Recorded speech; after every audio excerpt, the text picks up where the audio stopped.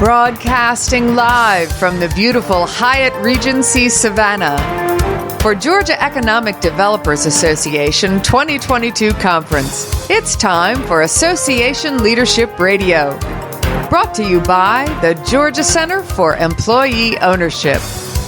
Now, here's your host.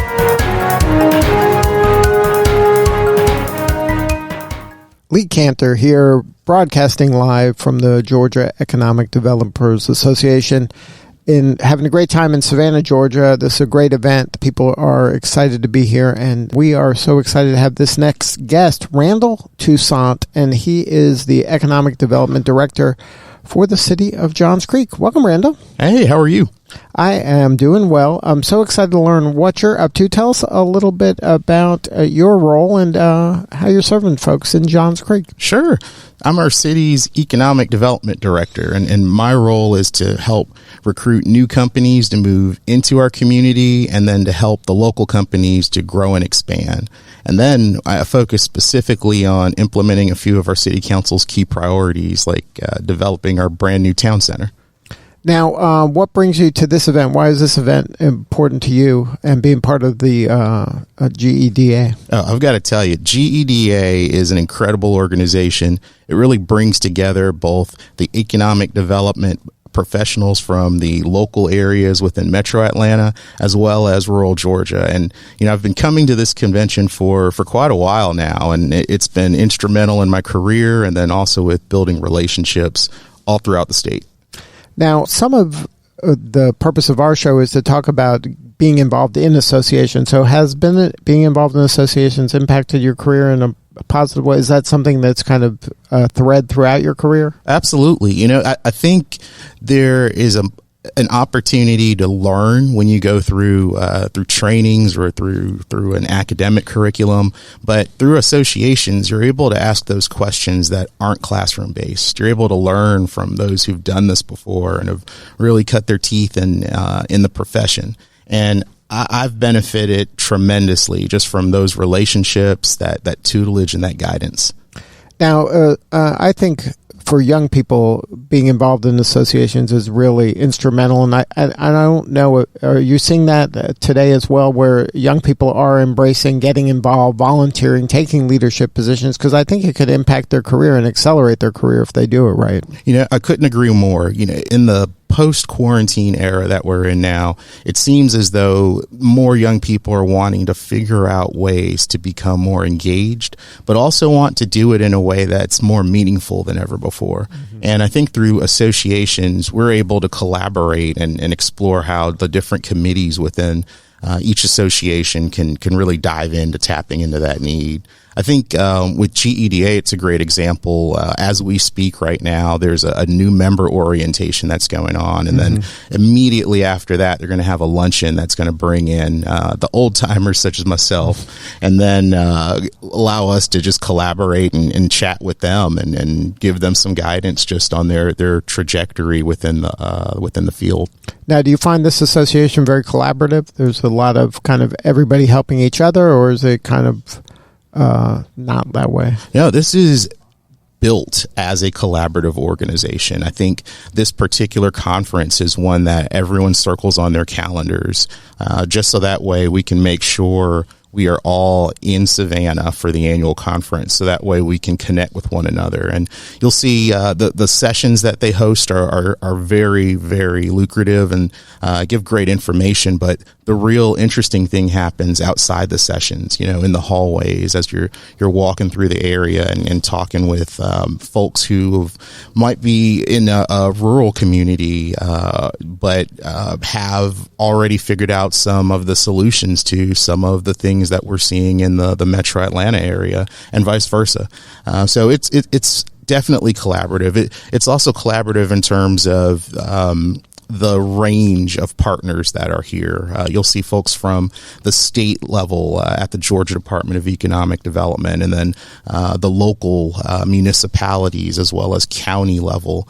And every single one of the players are needed in order for a prospective company to make the decision to move into a community and create jobs and capital investment. So this conference is a great way for all of us to just get to know each other even before the deals get started.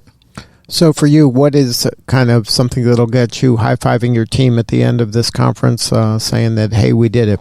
Well, crab cakes. That's the first thing. We are in Savannah, get that out of Georgia. First. Low country boil, crab cakes. Now we're talking.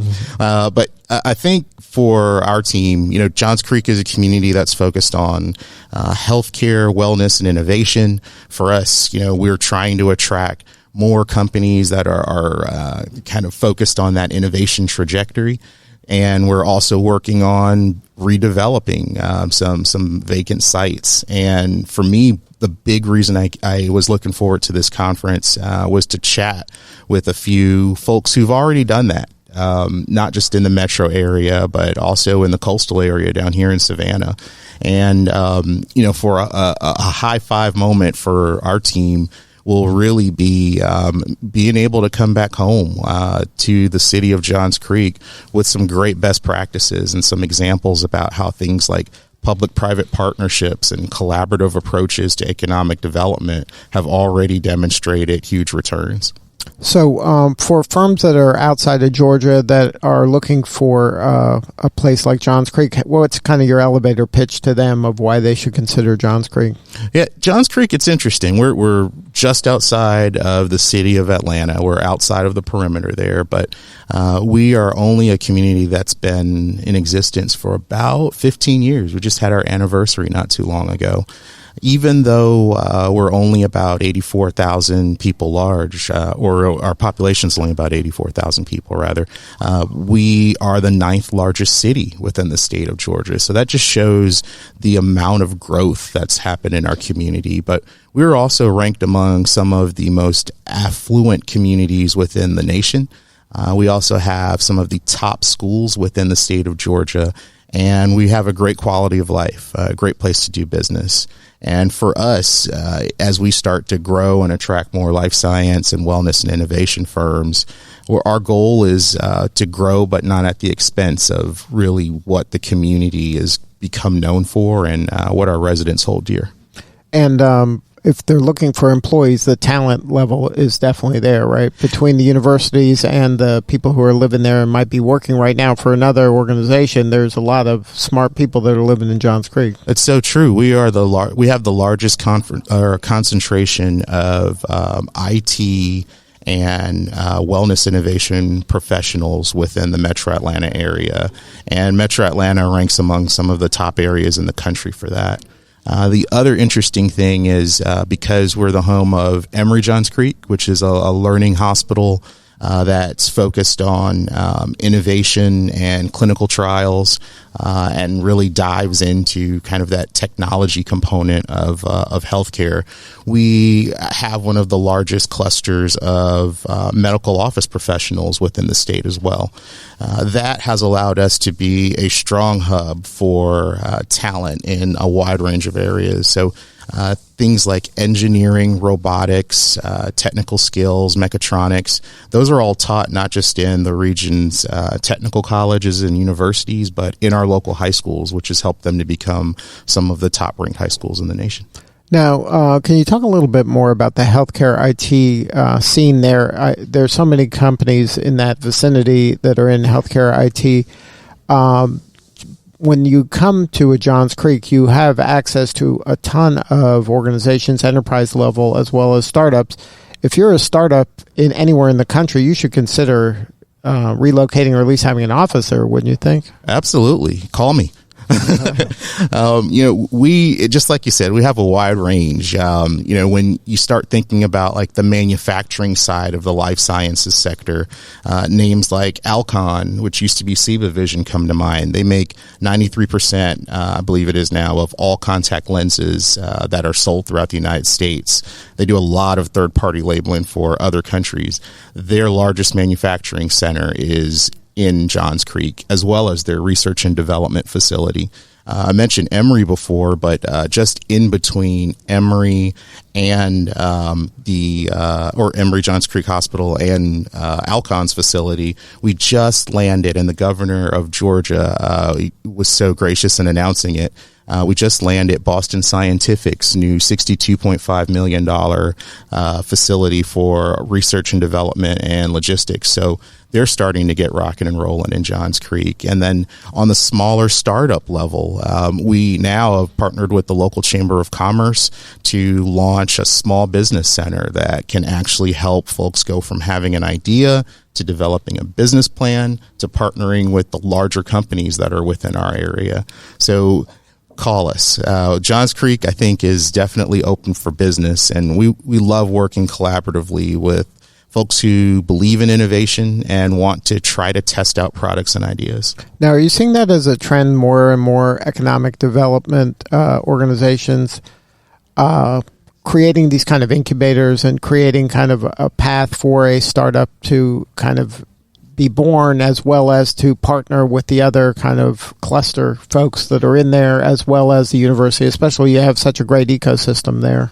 You know, we are seeing that as a trend, but it's beginning to change. You know, I would say COVID really was a catalyst for the change. Prior to COVID, many communities who had incubators had startup incubators that were focused on really gardening the growth of, like, kind of growing your own. That's right? it. Yeah. The homegrown local business owner who had an idea and wanted to see if they could evolve it.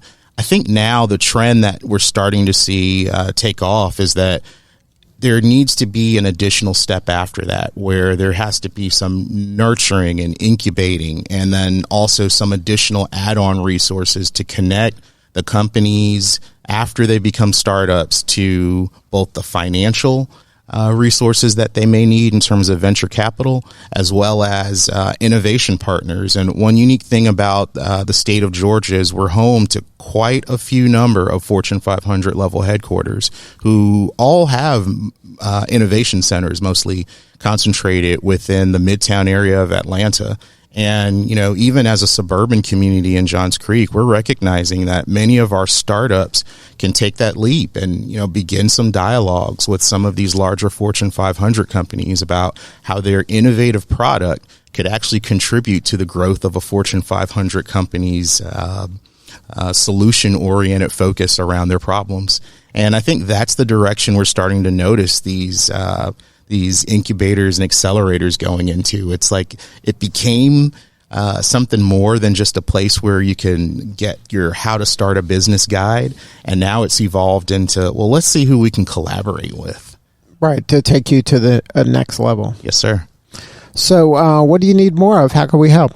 You know, for us, the big thing I think that we're really hoping to do is just get a sense of what the future of healthcare is looking like. And the only way to do that is to listen. So our goal is to listen very quickly and go on learning sprees about what's happening in the market, what trends are taking off. And we would love to chat with anyone that's really working within the technology sector that has a healthcare focus, and just learn what they're experiencing at the moment.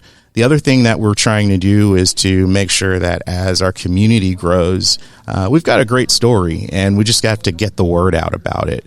I have been doing all that we can in order to make sure that we're shouting Johns Creek from the rooftops. And I think the next step for us is to really do more things like this, have dialogues about the community and talk about our unique strategy. Now, if somebody wants to learn more, have more substantive conversation with you or somebody on the team, what is the coordinates? We are on all platforms on social media, and then you can also check us out on our website at www.johnscreekga.gov. Good stuff. Well, thank you so much for sharing your story today. You're doing important work, and we appreciate you. Awesome. Thank you so much. All right, this is Lee Cantor. We will see you in a few at Association Leadership Radio.